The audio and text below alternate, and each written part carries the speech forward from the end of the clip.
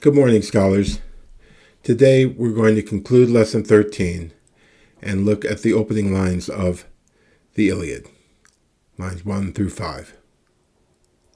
So we'll begin with the prose version that Farr accompanied his early edition with. And I'll read each of these sentences so you can ponder them. Menes Peleiado Achilleos en ulomenen. Eteke ga muri algea toisen akaioisen. Pro iapse de polas sukas iptimus heroon awadi. Etuke dautus heloria kai daita kunesen oionoisete etelese de bulein dios. Again. Menes peleiado Achilleos en ulomene eteke ga muri algea toisen akaioisen. Pro iapsen de polas sukas iptimus heroon awadi. Etuke dautus heloria kai daita kunesen oionoisete etelese de bulein dios. Number 2. De aede menen ulomenen Achilleos he eteken muri alge akaioisen. Again. Dea aede menen ulomene Achilleus he eteken muri alge akaioisen. Number 3. Deoi olekuse ton straton kai proiaptuse polas sukas heroon awadi. Number 3. Deoi olekuse ton straton kai proiaptuse polas sukas heroon awadi. Number 4. Diuxomen murius Achaius heloria diukensen kai daita toisen oionoisen. Huneka etimasan crusen. Again. Diuxomen murios Achaius heloria kunesen kai daita toisen oionoisen. Huneka etimasan crusen. Number 5. Kale en hebule dios. Kale hen bule dios. Okay, so here's our actual poem. Menen aeda dea peleiado Achilleos ulomenen he muri akaiois alge eteken polas diptimus sukas awadi proiapsen heroon autus de veloria duke kunesen oionoisete daita dios de teleeto bule. So, reading Farr's commentary for line 1. Menen is emphatic by position as the central theme of the Iliad. It is the mad wrath of Achilles and its terrible consequences to the Greeks, which the poet uses as the thread of his poem. Aede, from aedo, is a present active imperative second singular. Sing, i.e., inspire me with thy gift of song. And far refers us to section 1069. The the muse of song, is here vocative. Peleiado is a patronymic, referring to Achilles as the son of Peleus. So, menen aedetea, peleiado Achilleos. Line 2. Ulomenen is emphatic as being at the head of the verse and at the end of its clause and out of the natural order.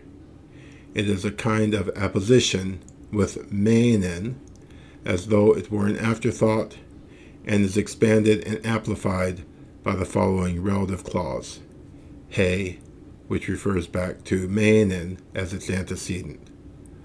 Okay, muri akaios, see the sections on hiatus 576, 11, 78, and 3. Now, the relative clause here, he muri akaios alge eteken, they're ruled by a simple principle that a relative pronoun agrees with its antecedent in gender, number, and person, whereas its case is determined by the construction of the clause in which it stands. So here, he is nominative singular, feminine, because menen is feminine and singular, but it's nominative because it is the subject of eideke in its clause, he eideke muri alge akaios. Line 3. Polas dipti musukas awadi proiapsen. Merely a picturesque way of saying killed, says far. Then he gives notes for proiapsen, 830 through 831 and 837. Awadi, he shows the digamma. To the ancient Greeks, the realm of Hades was not primarily a place of punishment, of tortures, or of horrors, as the Christian hell, but was a faint and cheerless copy of the upper world, and was the abode of all departed souls of the dead, spirits of the dead. Consequently, no one, no matter how good or pious, was anxious to die. Polas dipti musukas awade proiapsen.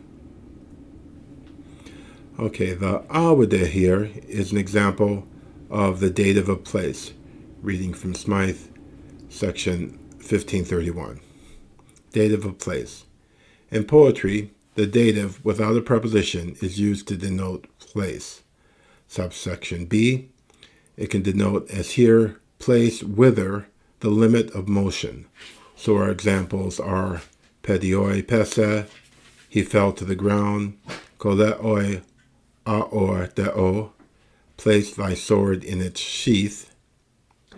And reading 1532, after verbs of motion, the dative, as distinguished from the locative, denotes direction towards and is used of persons, and is a form of the dative of interest.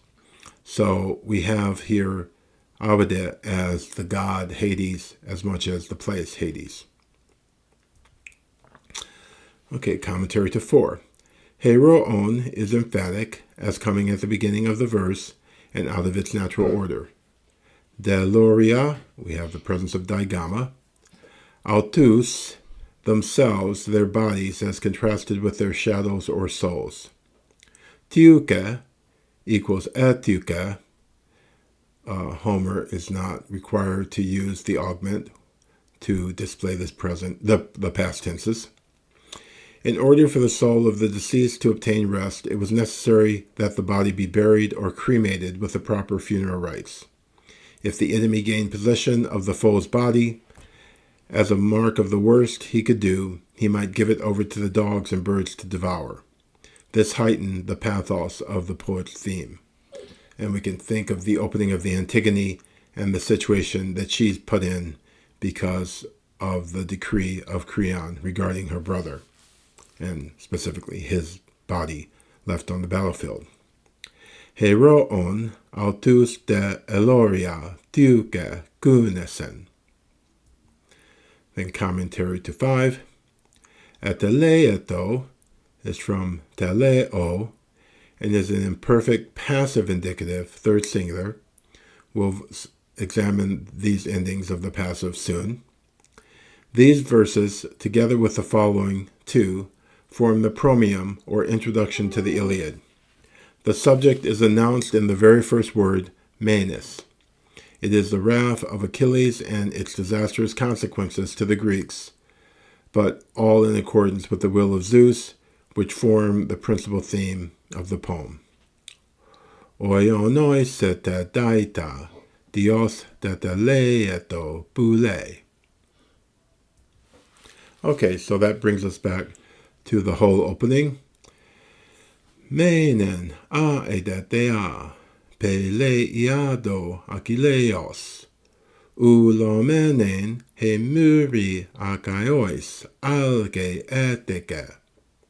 Polas diptimus sugas, avadi pro iapsen, heroon, autus de veloria duke gunesen, oionoise tedaita, dios deteleeto boule.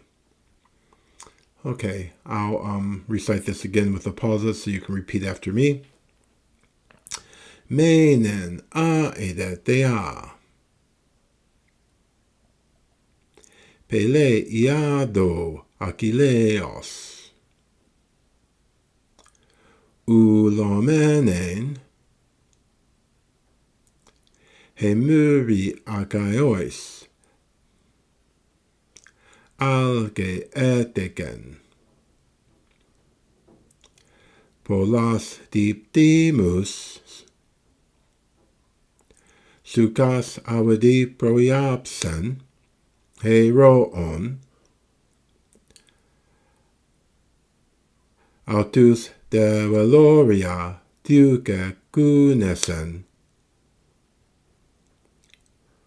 oionoise tedaita, dios deteleeto boule. Okay, so there we are, the first bit of the Iliad. If you have any questions, write them in the comments and I will answer them. Good luck and welcome to the greatest poem of Western civilization. Have a good day. Goodbye.